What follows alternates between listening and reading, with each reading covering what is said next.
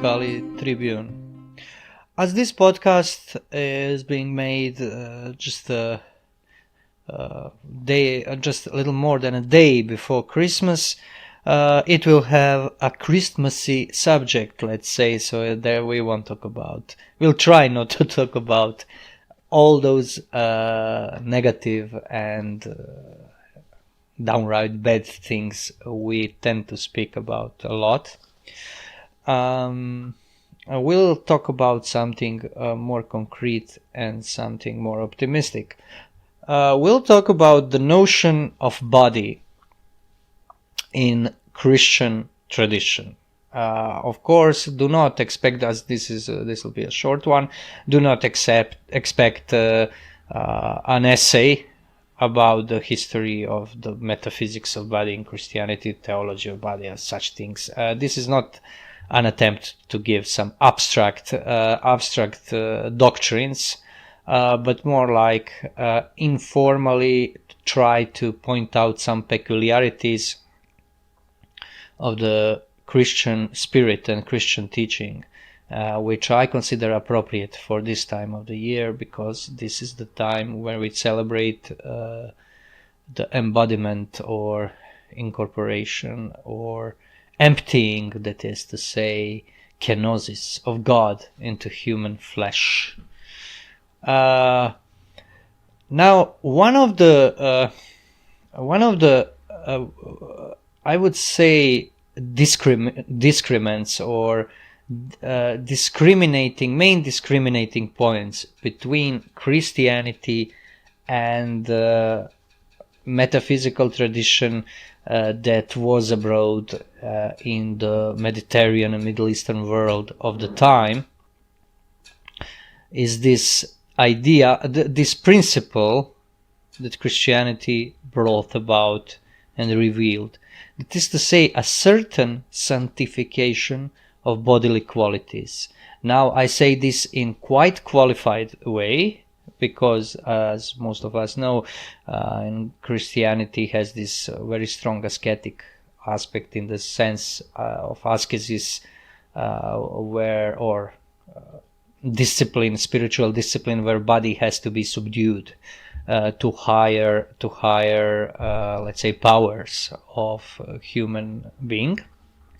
Yet, nevertheless, what differentiated Christianity, and I don't think a lot of people were aware of this at the inception of Christianity, within Christians or their opponents, that this was something quite different than anything the ancients had. Because when you, as people who follow Kali Tribune, can find a plethora of articles in our last essay, first part, there will be a second part of this essay, was about this congeniality of Christianity and the world in which it grew, in which it was implanted and grew. This world of Hellenism and late antiquity, where there existed very refined body of teachings and practices and philosophy that was in its best forms, to my opinion, existed as a kind of revelation. That is to say, this so-called Palaios Logos, the word of old, was something that was very, very congenial or very fertile ground for development of Christian teachings, in the sense, not development of Christianity as such, as revelation, but as teachings that kind of gave form, intelligible form, or to say it even better, created a codified tradition with a big T, capital T, of Christianity. And what you immediately notice is how much those people share. And that in apologetics, early Christian theologian apologetics, the people who defended Christians from the attacks of pagan intellectuals, above all Origen, one of the first, if not the first, true theological, intellectual apologete, tried, when you read him, you see that he's trying not so much to refute his opponent in the sense that he's refuting his view of the world, but to demonstrate that Christianity is in fact fulfillment of this world, that it is rectifying the wrongs, but fundamentally that is doing this on the grounds of really existing reality and understanding of reality. And this is why Christianity can never be understood as a revolutionary, innovatory event that turned everything about in a sense of absolute new beginning. It never was like that, and it's, I think, pretty demonstrable. But one thing was really, I think, impossible to accept to ancients, and that was this idea, this truth of Christianity, that body as such, in its original form, can have extreme value. That is, it is subsumed under intellect, under higher powers, but nevertheless, it is more than animal body. This is a very, very important thing. And some of those apologetics, for instance, the one I mentioned, Origen, had a huge problem with this, and it kind of shows when you read him. He was undoubtedly a great man, and Christianity owes him a lot, but he is to this day in a gray area in official church, lying in the gray area of whether he was heretic, whether he had heretical teachings. He was not officially deemed heretic, I think, because he was ready to renounce anything that is contrary to kerygma, to teachings of faith. But he had this propensity, and when you read him, you'll notice this. He's not very explicit about it. He's not sure about it. In some sense, body being something that is lower than the soul in the absolute sense of the word. And you realize this when you see that he had flirted with teachings that souls are somehow pre-existing in eternity, and then they are, for some kind of different moral qualities, being embodied, descend into bodies. This is something that he, in all probability, took from Platonism. This is not really what Christianity was about when body is concerned, corporeal being of man. I wouldn't go too much into Origen. I'm hardly an expert, and this is gray area in Origen also, because he's not that explicit about this, but you kind of see that he's verging on falling into this spiritualism of a sorts. And this was quite normal and understandable for the time, because he single-handedly developed some things that we now take for granted. This is only to illustrate, not the issue. Origen is not an issue now. What is issue is this importance of body. And I remember that I never understood, for instance, why Thomas Aquinas, to move 1,000 years forward, why he always insisted on this primacy of senses in knowledge, in the most mundane sense of knowing, because it kind of was a bit counterintuitive, because he took some other things for granted. For instance, a primacy of being in knowledge, and being the immediate reality of knowledge that knowledge grasps before any affirmation or negation. And being is not corporeal. When somebody like scholastics, as Thomas used term being, they don't mean just concept. For them, this is concrete. This is something that exists. So you cannot abstract it in a sense that you put it only in the field of logic. I mean, you can, but this is not theology. They're very explicit about this, of not doing these things. Modern philosophy did that. When you take these notions without reference, without recurrence to what they mean, to their real things that are expressed by those terms. People like Aquinas will never do that. So how come we grasp being and our senses are still remain first?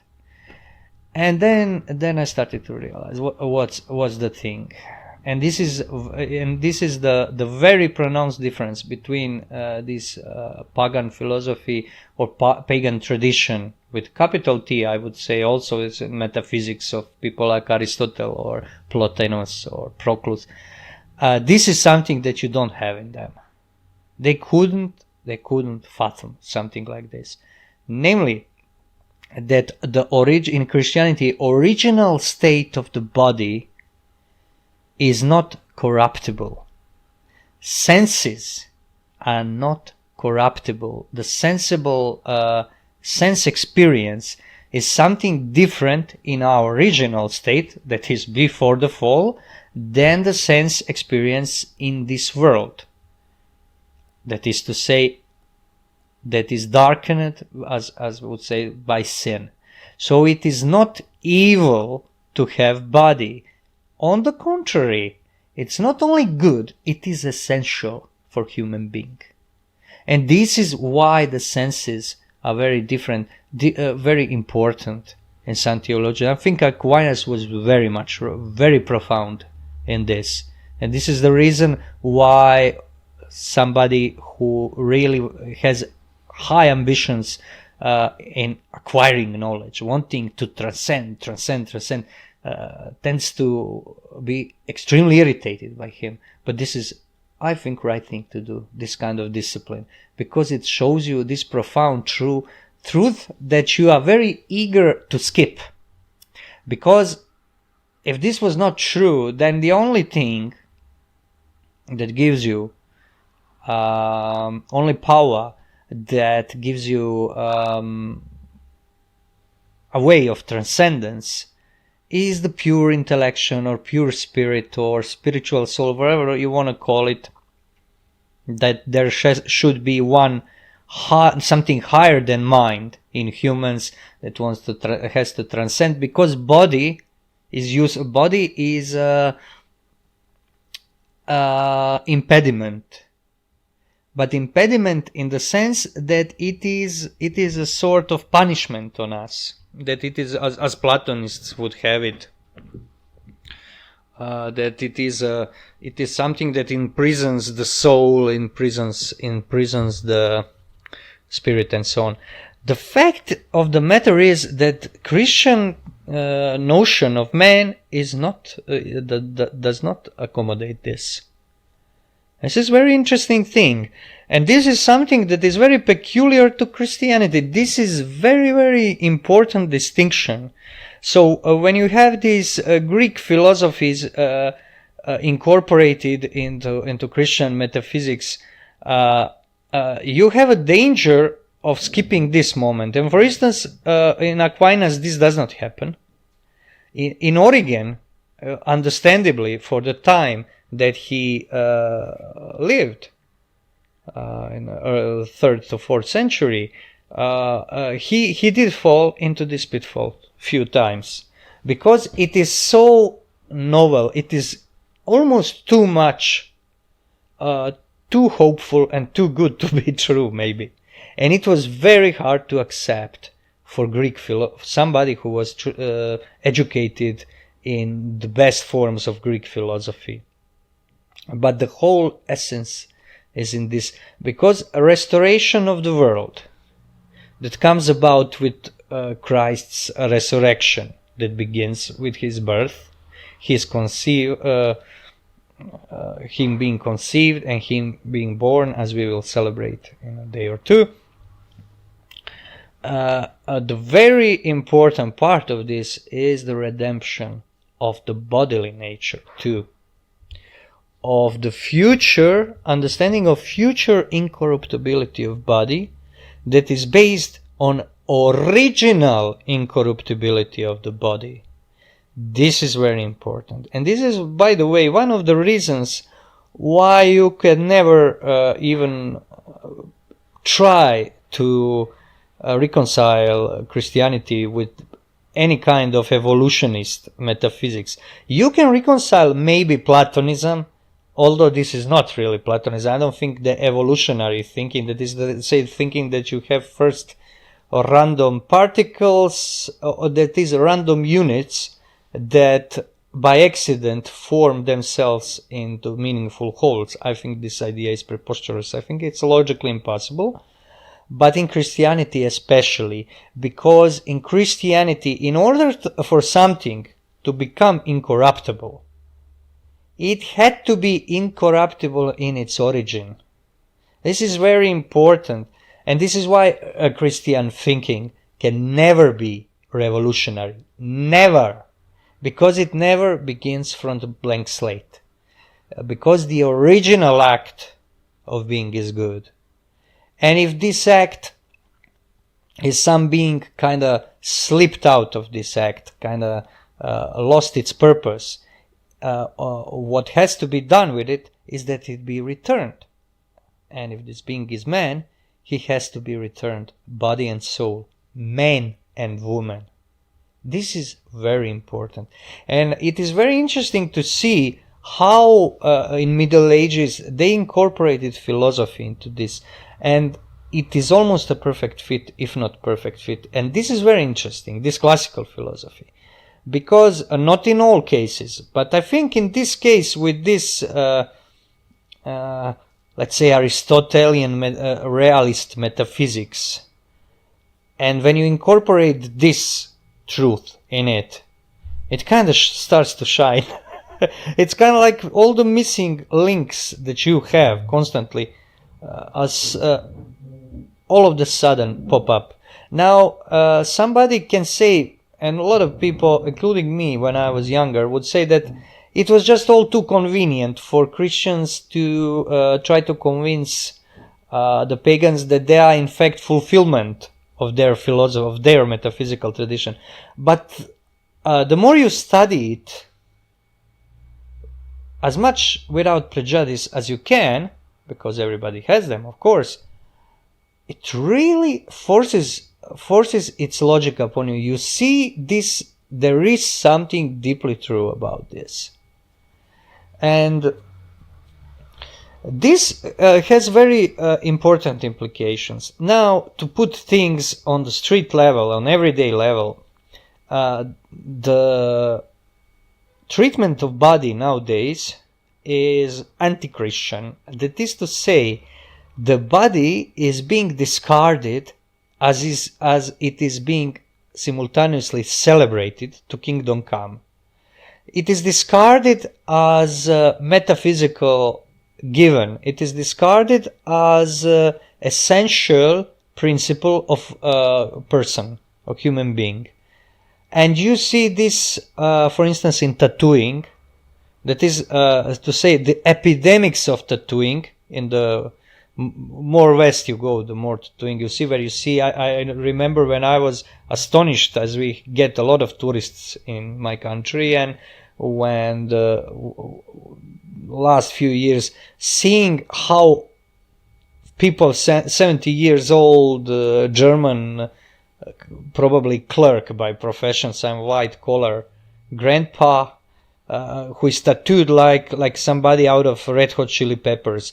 I mean, and in Croatia, of course, it became popular and so on and so forth. I still remember the times when tattoos were for prisoners and sailors.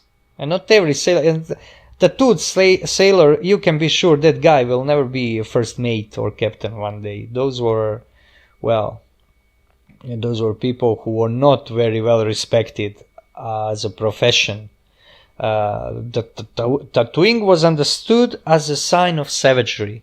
And I think this understanding is right and correct for the simply for the reason that tattooing is using body as an instrument, and these, especially nowadays, when tattooing mostly doesn't have any purpose. Because I knew people, for instance, who were in prison, in all Yugoslavia prisons, and career petty criminals and sailors, and every tattoo on that guy told a story. That there was a reason for tattooing.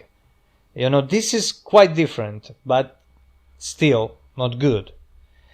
The other thing is obviously what you have with these sex change, where body is in fact disposable.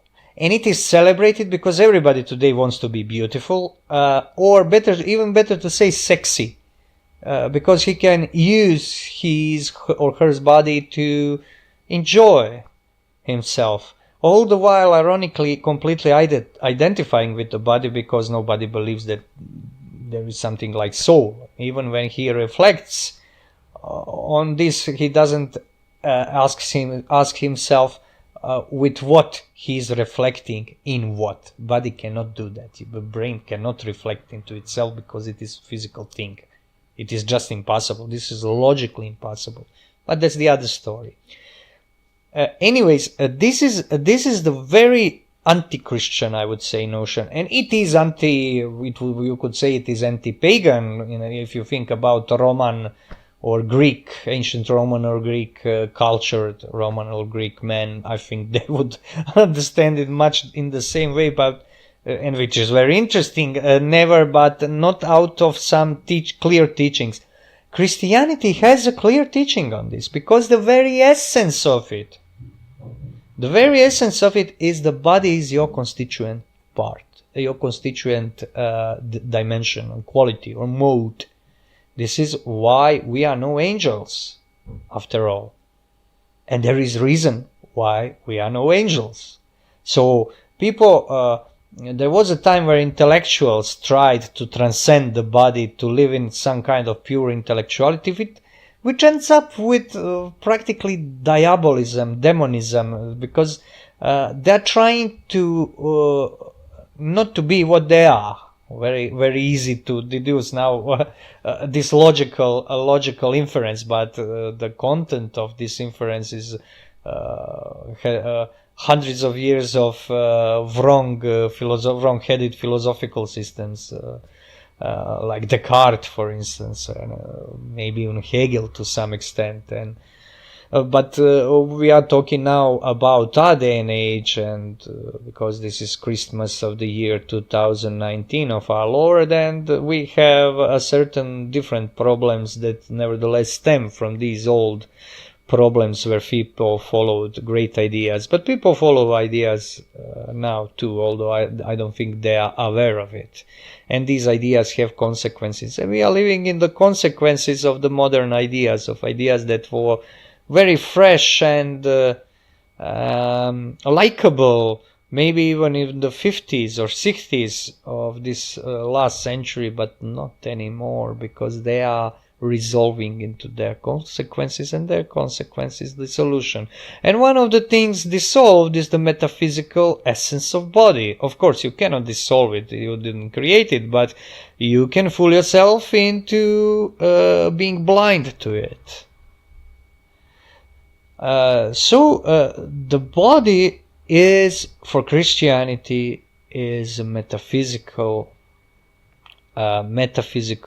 given, and positive in a moral sense and aesthetical sense and a religious sense, positive quality. And this is why God could incarnate in the body, because how would somebody perfect remain perfect into some by being essentially incorporated into something that is evil? That's impossible. And Greeks, for instance, could not fathom this. They had this cult of beauty, and they in popular religion represented gods in beautiful human bodies, but their philosophy, I would even argue, probably these mysteries are Eleusinian mysteries that had this more, let's say, metaphysical quality, were very ascetic, in the sense that they are, by the way, Eleusinian mysteries, yeah, that's a very slippery ground, and there's very little is known about them.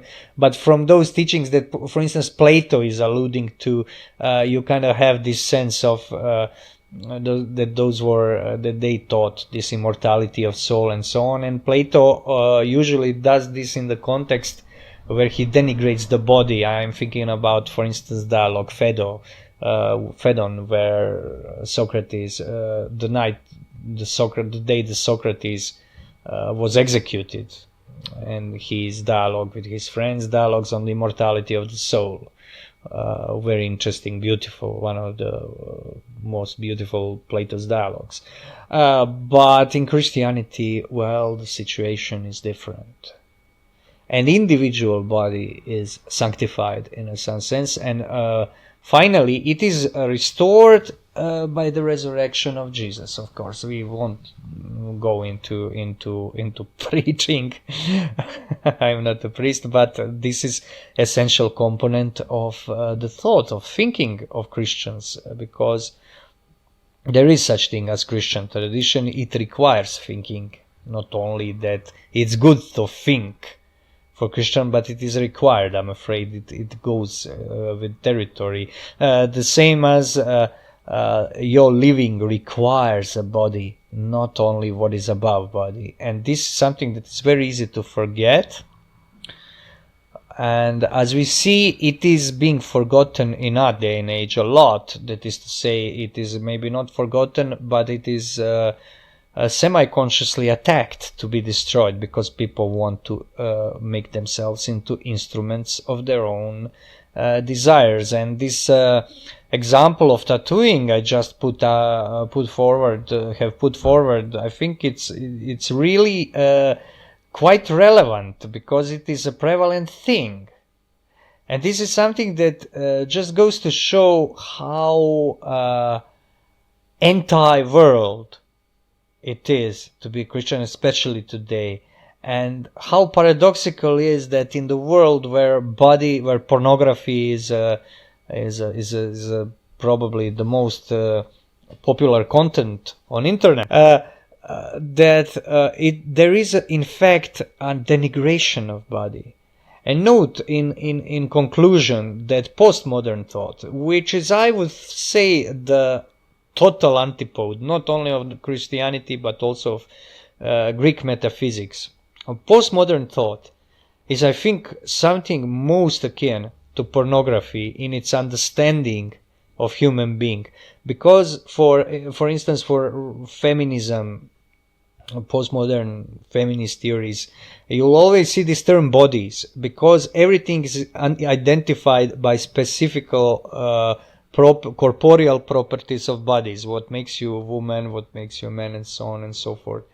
And this idea of changing, therefore, the idea of changing sex or changing gender or whatever delusion you want to implement, relies on changing the instrumentalizing body to be changed by even by cybernetics in posthumanism. And when you think about it, the sexuality and the act of making love, let's say, of sexual act, is originally never something like pornography, or not never, but in most cases, for most people, it is colored with emotions. It is colored with a lot of things. It is not doesn't have the tendency to go into full corporeal rubbing of two bodies. Something like that you get only in pornography, and something like that you can only have by watching it through the lens of video, of camera. So you have to observe it from the outside, because it is in itself totally outside. It is an extrinsic act where there is nothing intrinsic, nothing ensouled in the act. This is where this is the direction pornography goes to. It's not eroticism, it's really pornography. And this postmodern thought is astonishingly, although maybe not so astonishingly for somebody who is observing this keenly, it's quite similar to pornography. Well, we won't, as I said, we won't talk about ugly things. I just threw this idea in the pot to boil with other more substantial ideas we talked about. And so to conclude, hope this was interesting, a bit of an offhand podcast for holiday time. Merry Christmas and Happy New Year for College Review. Branko Malić signing out.